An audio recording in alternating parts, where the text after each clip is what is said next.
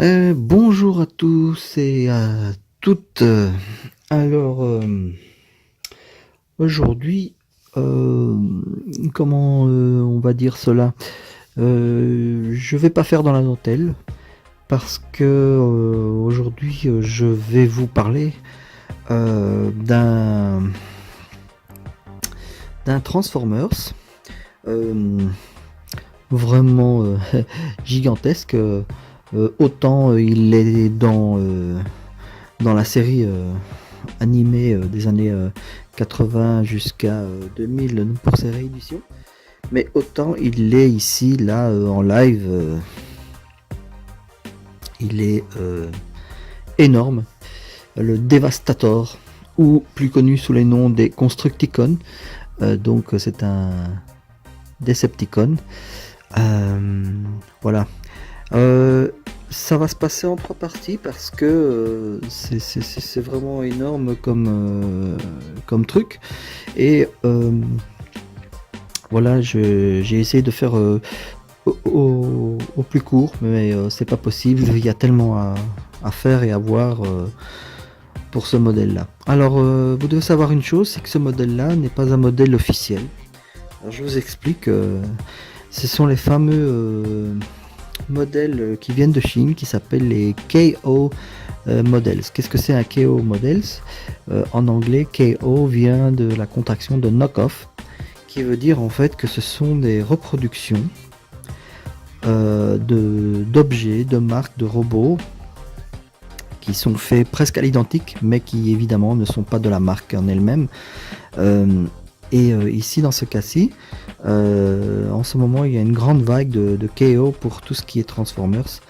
Et il y a une particularité aussi au KO, c'est que ce sont souvent des KO qui soit reprennent un design qui fait penser aux Transformers, comme c'est ici le cas, soit aussi ils reprennent à l'identique, mais ils sont surdimensionnés. C'est ce qu'on appelle les oversized pour certains modèles. Donc ici, qu'est-ce que nous avons? Écoutez, je suis tombé sur ça par hasard donc j'ai trouvé de la marque NBK. Parce qu'il faut savoir que dans ce modèle là il y en a plusieurs et moi j'ai décidé de prendre la NBK qui est dans sa catégorie de prix très abordable et aussi moi le design m'a particulièrement plu pardon.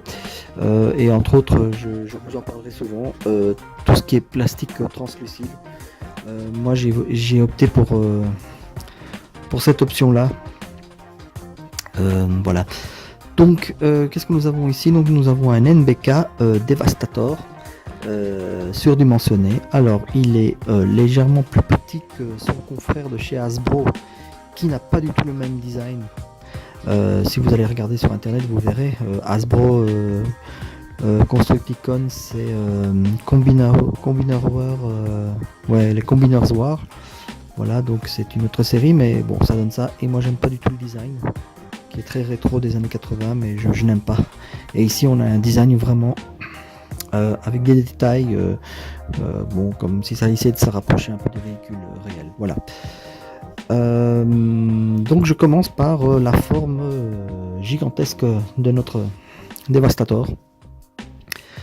Et après je passerai par les formes véhicules et par les formes robots. Voilà. Puisque vous devez savoir, donc ça fait partie de la famille, ces Transformers là, de la famille qui se combinent. Donc c'est souvent de 5 à 6 morceaux.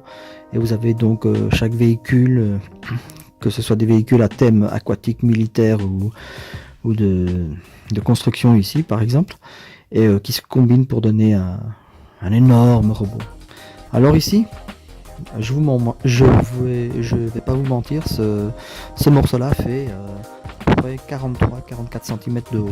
Donc voilà, vous êtes chez vous, vous prenez un mètre ruban et vous tirez 43-44 cm en hauteur. Ça vous donne une idée de la bête. Alors j'ai pris celui-là parce que comme je vous ai dit, le design j'adorais énormément. En plus, celui-là avait une option d'avoir la lumière. Donc, je vais vous montrer ça. Donc, sa tête est illuminée. Voilà. On va faire un petit zoom.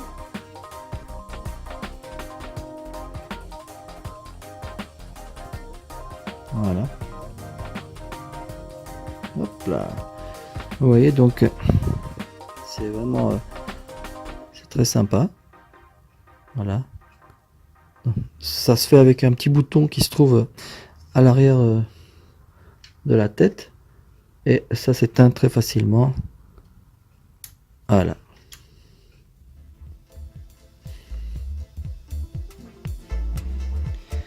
Alors, que dire ben écoutez, au niveau des mains, c'est génial parce que c'est tout est articulé. Voilà. Vous avez quand même 1, 2, 3 phalanges. C'est extrêmement bien fait. Donc il y a moyen de faire tout ce que vous voulez avec les mains.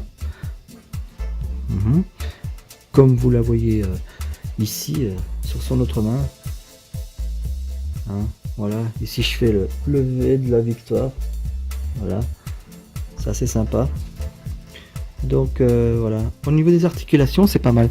Il faut savoir quand même que ce Devastador pèse en main, je pense qu'il doit faire presque 2 kg. Enfin, j'ai l'impression que c'est 2 kg quasi. Donc c'est pas quelque chose qu'on va mettre à la légère sur une étagère en hauteur. Moi je le ferai pas. Ou alors bien être sûr parce que c'est massif et ça bouge quoi. C'est pas mal. Alors il faut savoir que quand même bien que ce soit chinois, c'est voilà, c'est pas du tout dégueulasse au niveau des articulations. Ça tient. Alors il est articulé au torse. Voilà. Il est articulé aux jambes.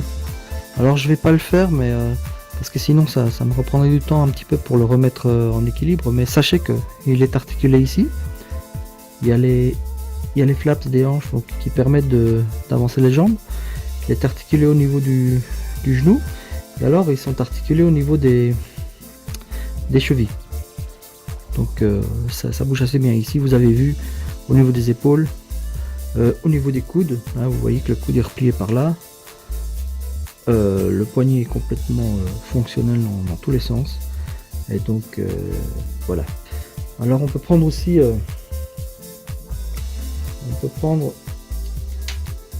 comme arme, hop, la perche de la grue. Voilà. Qu'on peut se permettre de mettre dans sa main.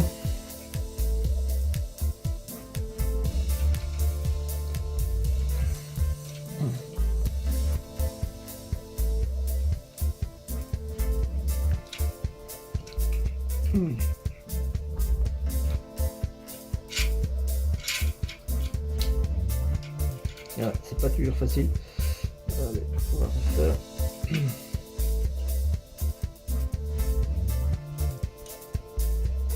Voilà.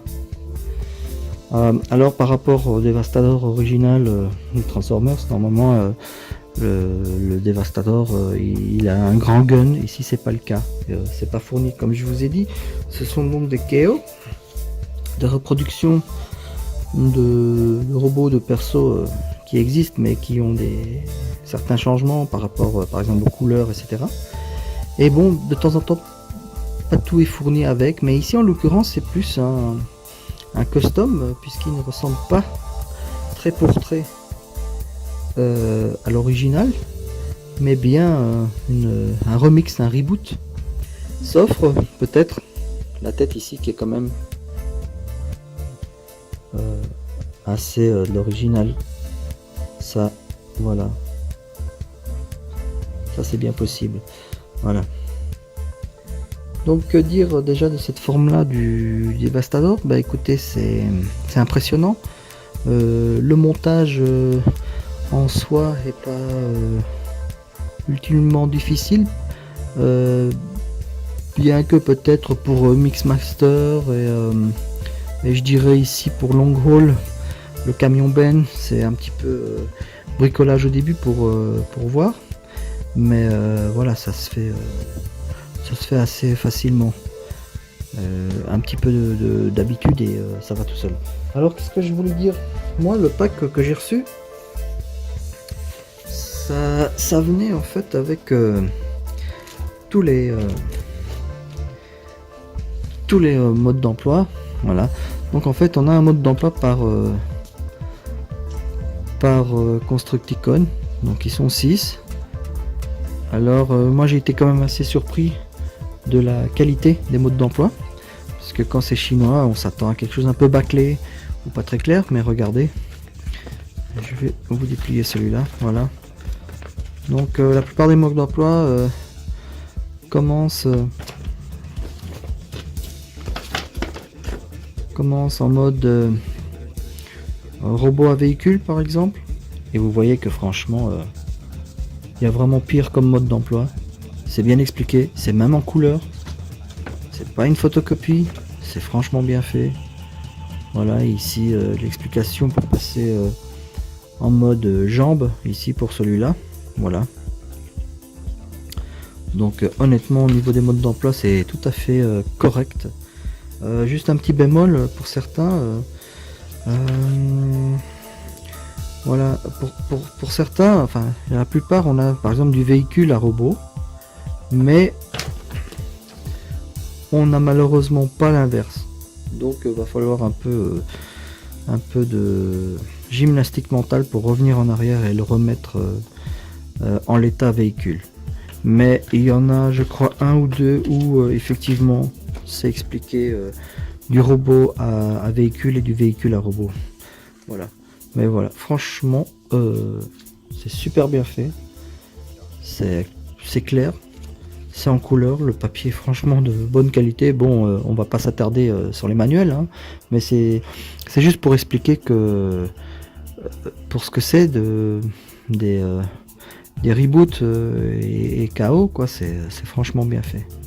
Alors, j'ai oublié aussi, tout dépend du vendeur. Mais sinon le décalque se vend pas, mais voilà. Moi j'ai eu ça dans l'emballage, donc les petits autocollants pour coller sur les différentes parties, sur chaque Constructicon son logo de Decepticon. Donc la qualité c'est pas mauvais. Bon, des fois c'est grossièrement coupé, donc ça peut baver sur certaines parties, mais je veux dire voilà, ils sont là. Donc ça rajoute pas le fait qu'on ait une copie pirate par exemple, puisque encore là je vous dis que c'est un reboot, il suit pas fidèlement le modèle classique, mais je veux dire par là que ça rajoute le fait que voilà, on peut quand même avoir ces Decepticons et avoir même les petits logos quoi. Donc c'est toujours sympa à prendre. Voilà. Alors au niveau du prix, bah écoutez, moi j'ai été chercher le vendeur le plus fiable et au meilleur prix, donc celui-là je l'ai acquis pour avec frais de port inclus pour 63 €. Bon, alors je le vois sur eBay, je vois à certains endroits où il peut atteindre les 100 €. Bon, bah, c'est à vous de voir. Moi je le prends à ce prix là, à 63 €. Je trouve que pas qu'il ne vaille pas plus, mais c'est le prix que vous devriez pouvoir trouver et que vous devriez pouvoir l'acquérir à ce prix là et pas plus. Donc il y en a d'autres qui l'ont et qui vendent sur eBay un peu plus cher. Voilà.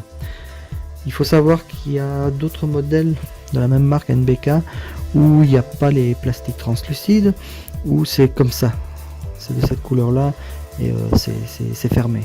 Donc si vous avez plus la nostalgie du Constructicon de cette époque là où il n'y a pas de translucide, vous pouvez opter pour celui-là.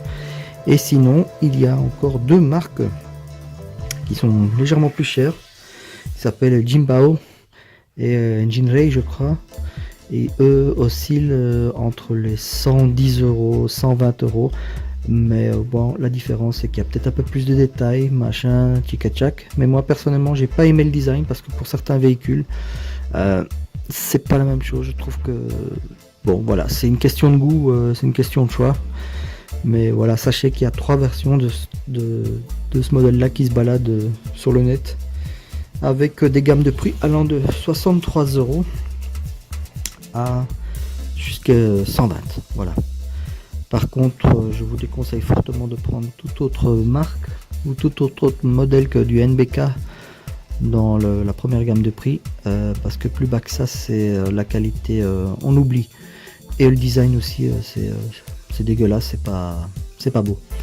Donc là, vous avez des modèles qui sont assez sympas, plus que corrects, et vraiment qui ont de la gueule quand vous mettez ça sur un meuble. Enfin, il faut le voir en vrai pour s'en rendre compte. Voilà. Donc moi, ce que je vous propose maintenant, c'est de passer donc aux différentes transformations, les véhicules et les parties de chaque véhicule qui se transforme en robot. Et vous allez voir, ça va être très sympathique et voilà. J'espère que vous allez passer un bon petit moment avec ce petit reportage sur le fameux Devastator.